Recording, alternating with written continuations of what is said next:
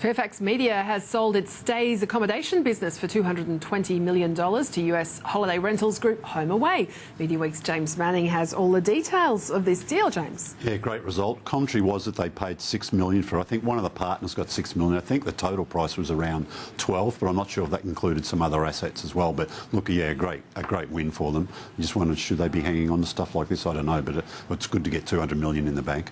Audience measurement. There's a new mobile audience panel coming. Yeah, look, Nielsen's going to get one together for 7 of the major publishers. Very important to monitor and research this audience mobile. It's getting a huge deal. I mentioned this to the Martin Clark from Mail Online this week. Said, look, yeah, it is a challenge monetising this big mobile audience. He said, but look, don't worry. When you've got it's getting a big audience, we'll work out eventually how to monetise it. Looking at magazines, Next Media has picked up a whole swag of new titles. Yeah, look, doing very well. Haymarket Media is exiting this market. So Next has picked up all their, so they've got some IT titles, some motoring, a soccer magazine. So yeah, they've got all that stuff.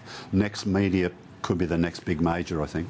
A lot of parties on this week, not just the Foxtel Music Channel's launch, also Men's Health Man Awards. Yeah, look, they had their Man Awards. It's their sort of Man of the Year. The issue's out on Monday of next week. They had a celebrity man, their Man of the Year, who was a doctor. So, yeah, it was good to see.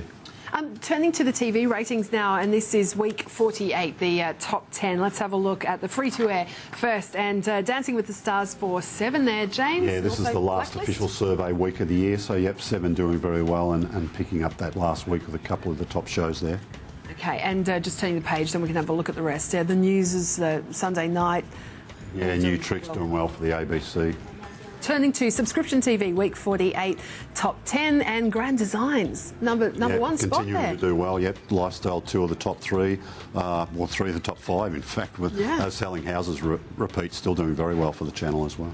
Okay, let's just turn, of course, just to mention, you did mention this last week as well, as you said, end of the official survey period, and we'll have a full wrap, obviously, next week. Next week we'll get right into it. We'll have an analyst here. We'll get some detail on how it all went. Yeah, but 7 winning all people, 9 doing quite well in the demos for the survey year. If you pull out the full year, 7 doing even better because you get to include the tennis, of course, in their figures. Just back to 9, the block next year, both series are going to be in Melbourne. Yep, absolutely, starting with the fans versus faves. So that'll be an interesting spin on how do we get another series out of the show. So they did 2 this year, both did very well. 2 again next year, and again both in Melbourne. Well, for the first time, I think 2 series out of Melbourne, because they always rate well, those Melbourne series. A new show for 7, bringing Sexy back, and Samantha Armitage is going to host it. Yeah, she'll make a move into prime time with her own series. Interesting to see how she goes. Do people from Breakfast transfer well into prime time? Yeah, yes and no. So no reason to doubt that won't do well for them. What's the latest with Wake Up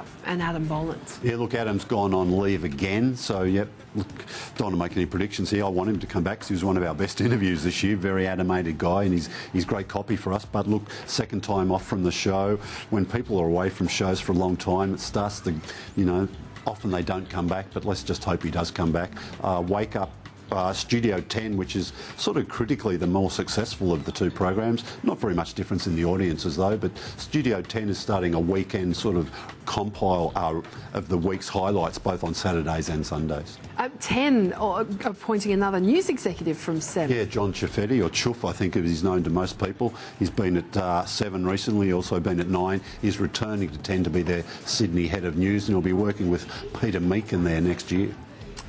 Neil Oliver was a guest at one of the parties that you're at this week. He's a hot property. Oh, he is. Look, I got to have a chat with him there. That Coast Australia started off fantastic. I think we've got the biggest audiences ever for the History Channel here. About 140,000 people just for watching one of those episodes. You take that audience across the first week, and we're sort of still in that first week until Sunday night. There'll be a pretty big audience.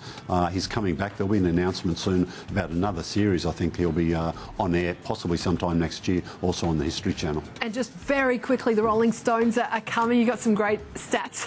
Yeah, look, massive.